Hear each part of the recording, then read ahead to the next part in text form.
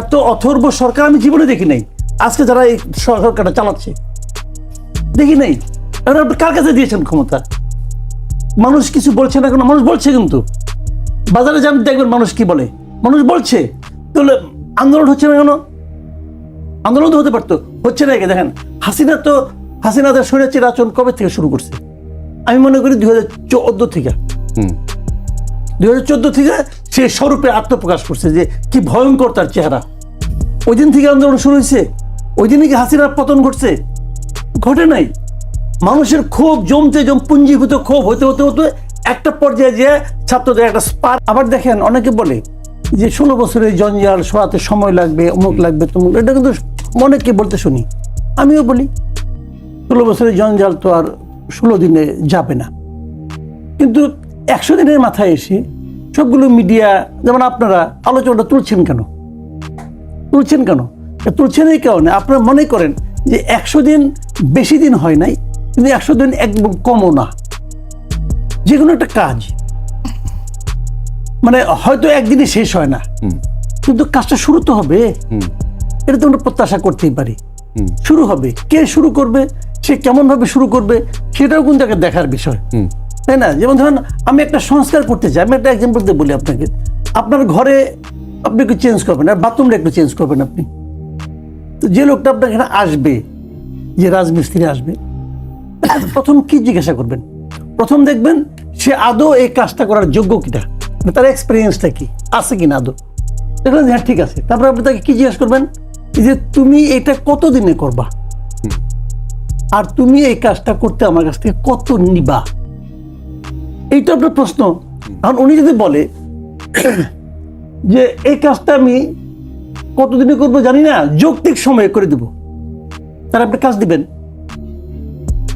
আপনি দিবেন না। না, ওই তুলনার সঙ্গে এটা আরো ভয়ঙ্কর। এটা আরো ভয়ঙ্কর। ওই বাথরুম ঠিক হলে আরেক বাথরুমে যাইতে পারবো, কিন্তু এটা আরো ভয়ঙ্কর। আমার দেশ তো আমি পুরো দেশটাকে ওনার হাতে উঠিয়ে দিয়েছি। আমরা এই স্টুডেন্টরা যারা আন্দোলন কে করছে ভাই, এই যে প্রথম যে 21 জনকে নিল, এই 21 জনের মধ্যে 5 থেকে 6 জন যারা আন্দোলনের সঙ্গে ছিল,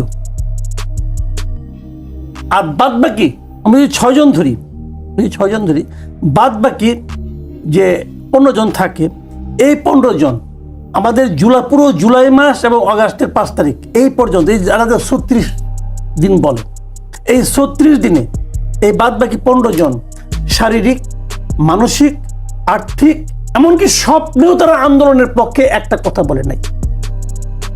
তাদের এই আন্দোলনের সঙ্গে বিন্দু মাত্র ইনভলভমেন্ট ছিল না, ইনক্লুডিং ডক্টর ইউনূস ছিল না।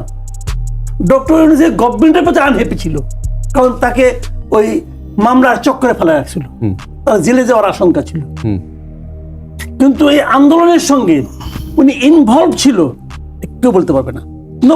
কিন্তু অভ্যুত্থানের কয়েকদিন আগে তো ওনার একটা ইন্টারভিউ আমরা দেখলাম, এবং তিনি আমাদের ফারুকই দিয়েছে, ফারুকের জন্য আবার আরাক করে কে কথাটা বুঝেন আপনি? এগুলি কিচ্ছু না।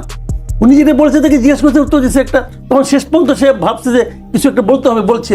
কিন্তু এই আন্দোলনটা, এই সরকার পতনের যে আন্দোলনটা, এই আন্দোলনের একটাও ইনভলভ ছিল না। তো তাদেরকে দায়িত্ব দেওয়া হয়েছে কি মহান দূরের দায়িত্ব, অনেক বড় দায়িত্ব। কিন্তু 1 নম্বর দায়িত্ব কি, স্টুডেন্টদের কি চাহিদা ছিল বলেন তো? শুরু দিকে মনে করার চেষ্টা করেন। তাদের মূল লক্ষ্যটা ছিল কি? 2টা জিনিস। 1 নম্বর হলো তোমরা একটা নির্বাচন দাও, ভালো নির্বাচন, যে নির্বাচনে এই দেশের প্রত্যেকটা মানুষ বলতে পারবে যে এই নির্বাচনে আমার ভোটাধিকার বিবেচনা করা হচ্ছে, আমি ভোটাধিকার আমার ভোটাধিকার প্রয়োগ করতে পারবো আমি। 1 নম্বর। 2 নম্বর হলো এমন একটা সিস্টেম তোমরা ক্রিয়েট করো যাতে নাকি নতুন যে সরকার আসবে তারা যেন চাইলেও, ইচ্ছা করলেও এই সিস্টেমের কারণে নিজেদেরকে আর স্বৈরাচারী পরিণত করতে না পারে। এটা ছিল একদম তাদের প্রাথমিক চাহিদা। কিন্তু সেই সঙ্গে যখন নাকি নতুন সরকার আসলো, নতুন সরকারের কাছে তারা কি চেয়েছে বলেন তো? প্রথম কি চাইছে? তারা চাইছে একটা জিনিস, যে এই আন্দোলনে যত লোক আহত হয়েছে সকলের সুচিকিৎসা দাও, যত লোক নিহত হয়েছে তাদের একটা তালিকা করো এবং তাদের ক্ষতিপূরণ দাও। সে কাজ তো চলছে, আপনি বলতে পারবেন সে কাজ শেষ হয়েছে? শেষ হয়নি। শেষ হলোটা কেন? আহতদের চিকিৎসা দেওয়ার জন্য 100 দিন লাগে, শেষ হলো না কেন? 100 দিনের মাথায় এসে আহতরা রাস্তায় নামতে হলো কেন? এর মধ্যে স্বাস্থ্যমন্ত্রী কি এমন কাম করছে যে সময় পায় না সে নিজের বিদেশে নিজের চিকিৎসা ছাড়া? একটা বিশেষ পরিস্থিতিতে গভর্নমেন্ট আসছে, কেন আসছে? যতদিন আগে রেগুলার গভর্নমেন্ট না আসে ততদিন পর তো তারা চালাবে, তারপরে তাদেরকে রেগুলার গভর্নমেন্টের কাছে হস্তান্তর করে দেবে ক্ষমতা। এটা তো স্বাভাবিক। দেখেন, একটা জিনিস মাথায় রাখবেন, এই জিনিসটা হলো এই মামলা, এই আন্দোলনটার নেতৃত্বে ছিল কে? ছাত্ররা। আন্দোলনটা কাদের? ছাত্রদের না, আন্দোলনটা সারা দেশের মানুষের। এই জিনিসটা মাথায় রেখেন আপনারা। ওনারা ছাত্ররা একটা আন্দোলন শুরু করেছিল, সেটার সঙ্গে সরকার পতনের কোনো সম্পর্কই নাই। ওনারা শুরু করেছিল প্রথম কোটা বিরোধী আন্দোলন। সেই আন্দোলনটা একটা পর্যায়ে যে এর সঙ্গে সাধারণ মানুষ ইনভলভ হয়ে গেল, অনেক গৃহবধূ আসছে, অনেক স্কুলের ছেলে মেয়েরা আসছে, যারা আহত হয়ে আছে। ওরা কি কোটা বিরোধী বুঝে? ওরা বুঝে হাসিনার বিদায় চাই। এক পর্যায়ে কিন্তু এইভাবে আসছে আন্দোলনটা। আমি তারপরে কি এটা সিস্টেম চেঞ্জ করতে হবে, অবশ্যই সিস্টেম চেঞ্জ করতে হবে। আমরা আরেকজন হাসিনা যেন না আসে সেই কথাটা বলেছি, ওকে বলেছি। তারপরে কি আগে আমরা তো বলেছি, আমরা দুইটি পয়েন্ট স্পষ্টভাবে বলেছি না। সেই যে শিক্ষা ব্যবস্থা নিয়ে কথাটা বলতেছে, দেখেন শিক্ষা বিশ্ববিদ্যালয়ের যে ক্যারেক্টার সে বলছে, আমি অন্যগুলো বাদ দেন, বিশ্ববিদ্যালয়ের চরিত্র কি হওয়া উচিত উনি যেটা বললেন এটাই হওয়া উচিত। কিন্তু আমাদের বিশ্ববিদ্যালয়গুলো তো সেই চরিত্রটা ধারণ করে না। আচ্ছা, ধারণ যে করে না, কেন করে না? এটা কি ওই ভবনটার কারণে, নাকি বিশ্ববিদ্যালয়ে যে লোকগুলি টিচার হিসেবে আছে তাদের মন মানসিকতা এবং যোগ্যতার কারণে? খেয়াল করেন, তাদের মন মানসিকতা এবং যোগ্যতার কারণে। এখন ওই লোকগুলির মন মানসিকতা এবং যোগ্যতা একটাতে চেঞ্জ হয়ে যাবে? হবে না। কিন্তু এটা হলো একটা কন্টিনিউয়াস প্রসেসের ব্যাপার। যে জিনিসটা বাকি পর্যন্ত বলে, আমার কাছে খুব ভালো লাগছে যে আমাদের ইয়াং জেনারেশন এরকম দীর্ঘমেয়াদী চিন্তা করছে। আমার কথা হলো এই চিন্তাটা বাস্তবায়ন কে করবে সেটা তো বলতে হবে। এখন যতদিন এটা বাস্তবায়িত না হয় ততদিন তাহলে সরকারে কে থাকবে? ততদিন সময় কি কেউ কাউকে দিবে? আমি একটা উদাহরণ দেবো, যেমন ডক্টর ইউনূস ওনার বাই চান্স একটা অসাধারণ চয়েস। কারণ উনি এই সময় দরকার ছিল যে একটা সরকার এমন একজন লোককে বেছে আনা যার নাকি কোনো সর্বজন্য গ্রহণযোগ্যতা আছে। তো গ্রহণযোগ্য একজন লোককে ওনারা নিয়ে আসছে। আচ্ছা, ডক্টর ইউনূস তো অমর না, অমর তো না, পৃথিবীতে কেউ তো অমর হয় না। ওনার বয়স কত? 84 বছর। উনি কতদিন কার্যক্রম থাকবে না? এটা রিয়েলিটি।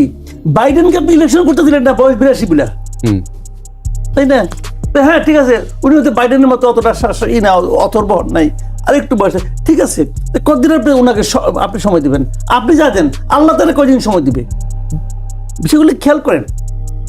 তো হয় কি, একটা টাইম লিমিট থাকে, একটা টাইম ফ্রেম থাকে যে আমাকে একদিনের মধ্যে কাজ করতে হবে। আমি যে কথাটা বারবার ওকে বলতেছিলাম, তারপর কি ধরা যাক আজকে কোনো কারণে ডক্টর ইউনূস আনএবল হয়ে গেলেন, তারপর কি? আপনার কোনো প্ল্যান বি আছে? প্ল্যান বিটা কি? আরেকটা কথা আমি বলি, আপনার ছাত্ররা আন্দোলনের মাথায় ছিলেন, কোনো সন্দেহ নেই, কিন্তু এই আন্দোলনে কিন্তু সবাই ছিল, প্রত্যেকটা পলিটিক্যাল পার্টি ছিল না? ছিল, প্রত্যেকটা পলিটিক্যাল পার্টি ছিল, আওয়ামী লীগ ছাড়া, ছাত্রলীগ ছাড়া, আর ওদের ওই অনুগত কয়েকটা ছাড়া সবাই ছিল। ছাত্রদল ছিল না? ছাত্রদল এত বড় একটা সংগঠন, তারা ছিল না কোথাও? ছিল, যে যার জায়গায় ছিল, হয়তো ঘোষণাতে আসে নাই। অবশ্য ওই যে ছাত্রদলের কথা বললেন, বাকের মজুমদার ভালো বলতে পারবে যে সর্বশেষ সময়গুলোতে তাদের সাংগঠনিক অবস্থা আসলে কোন পর্যায়ে ছিল বা সমর্থক কোন পর্যায়ে ছিল ছাত্রদলের, তারা কি পরিমাণে ছিল, সেটা ওরা মানে ভালো বলতে পারবে। ওরা বলতে পারবে, আমরাও বলতে পারবো। আমরা এই দেশের মানুষ, আমি ওদেরকে যেমন চিনি, আমি ছাত্রদলকেও চিনি। আমি বলতে পারবো না, আমি কি বিদেশ ছিলাম নাকি রে ভাই? আমি তো দেশেই ছিলাম, আমি দেখি নাই? আমিও দেখছি। আমার ঘরেও তো একটা ছেলে আছে যে দেখে হয়তো হয় ওদের দল করে, নাহলে ছাত্রদল করে, নাহলে ছাত্রলীগ করে। আমি তো চিনি, এদের পারফরমেন্স আমি দেখি নাই। সবাই ছিল। এখন এই সবার যে মতামতটা, সবাই কি চায়, সেই মতামতটা আপনি কাকে জিজ্ঞাসা করছেন? সেই মতামত জিজ্ঞাসা করার পদ্ধতিটা কি?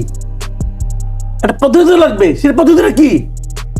কোন পদ্ধতি হলো গিয়ে, একমাত্র পদ্ধতি হলো গিয়ে তাদের মতামত নেওয়া। মতামত কিভাবে নেবেন? একটা প্রপার ইলেকশনের মাধ্যমে নেবেন, আর কিছু না। এটাই সিম্পলি। এমন আর কিছু শুনেন, শেখ হাসিনা একটা করে আকাম করতো, আমি বলি আপনাকে, আমরা যে ইলেকশন আমি একটা বিশ্বাস করি বাংলাদেশে 12টি ইলেকশন হয়েছে। দেখেন, শেখ হাসিনা একটা করে আকাম করতো, হ্যাঁ। করে বলতো কি জনগণ এটা চায়। হ্যাঁ কোন জনগণ প্রতিবাদ করতে আসছে না আমি চাই না, কেউ বলছে বলার কোনো সমস্যা সুযোগ ছিল না। এখনো অনেকে বলতে পারে জনগণ এটা চায়, কিন্তু জনগণ চায় কি চায় না, শেখ হাসিনা একটা ইলেকশন দিত, একটা প্রপার ইলেকশন জনগণ বলতো যে আমি কি চাই।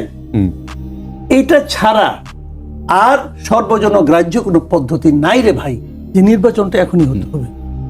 আমি যে কথাটা বলেছি যে নির্বাচন হতে হবে, কারণ নির্বাচনটা হলো গিয়ে আলটিমেটলি আপনি ক্ষমতাটা কার কাছে দিবেন রে ভাই, ক্ষমতা তো কারণের কাছে দিবেন।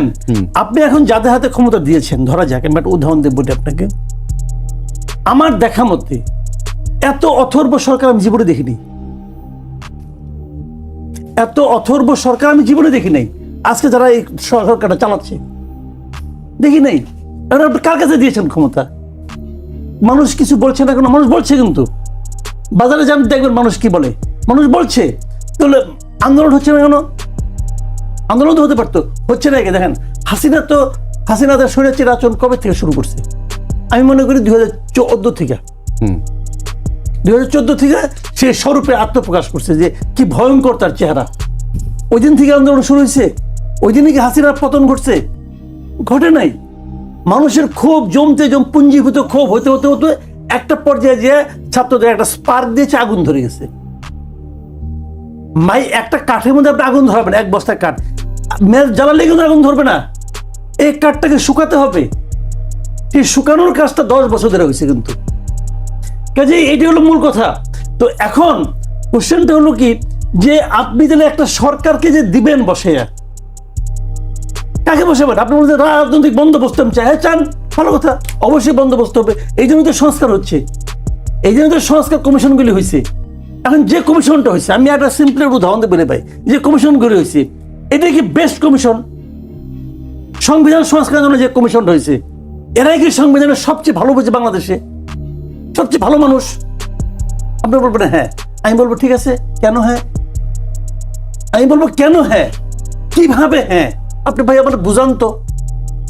আমি যদি বলি এর চেয়ে অনেক ভালো ভালো এক্সপার্ট আছে, তাদের দিয়ে আপনি কেন করলেন না? দেখেন এই প্রশ্নগুলি কিন্তু উঠছে অলরেডি, উঠতে। সংবিধান সংস্কার কমিটির যিনি প্রধান, উনি সংবিধান বিশেষজ্ঞই না, উনি জার্নালিজমে যে আমার টিচার ছিলেন, হি ওয়াজ মাই টিচার। না, তারপরে তো রাষ্ট্রবিজ্ঞান পড়াশোনা করেছেন এবং উনি পড়ানো বটে। তো কি হয়েছে? সংবিধান বিশেষজ্ঞ উনি। আপনি সাংবাদিকতা করেন, আপনি সাংবাদিকতা করেন না? আমি রিপোর্টিং করছি 14 বছর টানা। ধরেন আমি হেলথ বিট করলাম, একটা ডেঙ্গু আছে, আমি ডেঙ্গু নিয়ে একজনের সঙ্গে একটা অপিনিয়ন এক্সপার্ট অপিনিয়ন আনতে যাবো, আমি কার কাছে যাব? আমি কোন ইঞ্জিনিয়ার কাছে যাব? আমি একজন ডাক্তারের কাছে যাব, অথবা একজন কীটতত্ত্ববিদের কাছে যাব। খেয়াল করেন জিনিসটা। আপনি কি কখনো শুনেছেন বাংলাদেশের কোন ল রিপোর্টার সংবিধান বিষয়ে মন্তব্য নিতে যে আলী রিয়াজের কাছে গেছে? আচ্ছা, কোনদিন শুনছেন আপনি? নো। আর সংবিধানটা আপনি আমাকে বলতে বলেন, আমি আধা ঘন্টা বলতে পারবো, কিন্তু আমি বিশেষজ্ঞ হয়ে গেলাম। এটা হলো কমন সেন্স। আমি যেটা বলবো এটা বলবো কমন সেন্স দিয়ে। কমন সেন্স দিয়ে, কমন সেন্স কিন্তু খুব ইম্পর্টেন্ট। কমন সেন্সকে বলা হয় এটা সবচেয়ে আনকমন ব্যাপার। তো কমন সেন্স খুব ইম্পর্টেন্ট, বাট কমন সেন্স দিয়ে বড় কাজ হয় না। বড় কাজ করার জন্য এক্সপার্ট লাগে। রাজমিস্ত্রিরাও কিন্তু 3 তলা বাড়ি বানিয়ে ফেলায়, কিন্তু 27 তলা বাড়ি করার জন্য কেউ রাজমিস্ত্রির উপর ডিপেন্ড করে না, তখন আর্কিটেক্ট লাগে। এই যে আমি এটা বলছি না, তারপরে আমি বলি ভাই, হচ্ছে একটা কিছু তারা প্ল্যান করতেছে, সংস্কার করতেছে, সংস্কার চলুক, কোনো সমস্যা নাই, কিন্তু আলটিমেট গোলটা কি? আলটিমেট গোল হলো আপনাকে একটা পলিটিক্যাল গভর্নমেন্টের কাছে আপনাকে হ্যান্ড ওভার করতে হবে। মানুষের প্রত্যাশাটা কি? মানুষ কি চায়? মানুষ চায় একটা ভালো গভর্নমেন্ট আসুক। এখন কোনটা ভালো গভর্নমেন্ট আপনি বুঝবেন কেমন করে? ছাত্ররা বললো এটা ভালো গভর্নমেন্ট, আমি জিজ্ঞেস করলাম ভাই কেন ভালো গভর্নমেন্ট, ব্যাখ্যা করো ভাই। কারণ গভর্নমেন্ট এই দেশে তো খালি ওনাদের না, ব্যবসা আমাদেরও। আমি জিজ্ঞেস করলাম ভাই এটা কেন ভালো গভর্নমেন্ট, আমার বুঝাও তুমি, কি ব্যাখ্যা দিবেন আপনি? আপনি বলবেন যে আমার মনে হয়েছে ভালো গভর্নমেন্ট। নো। তাহলে যদি আমি বলতে পারতাম এটা ভালো গভর্নমেন্ট, বললো কেন? কেন এই কারণে জনগণ এই গভর্নমেন্টটাকে নির্বাচন করছে। এটার পদ্ধতি কি? ইলেকশন। এখন ইলেকশনের ক্ষেত্রে আমরা কি বলছি যে আমাদেরকে শেখ হাসিনা ইলেকশনটাকে একদম ভুলাইয়াই দিছিল, যে তোমার ভোট দিতে হবে না, আমি পাইছি। একদম শেষ মুহূর্তে সেই জায়গা থেকে আমরা ব্যাক করতে চাই।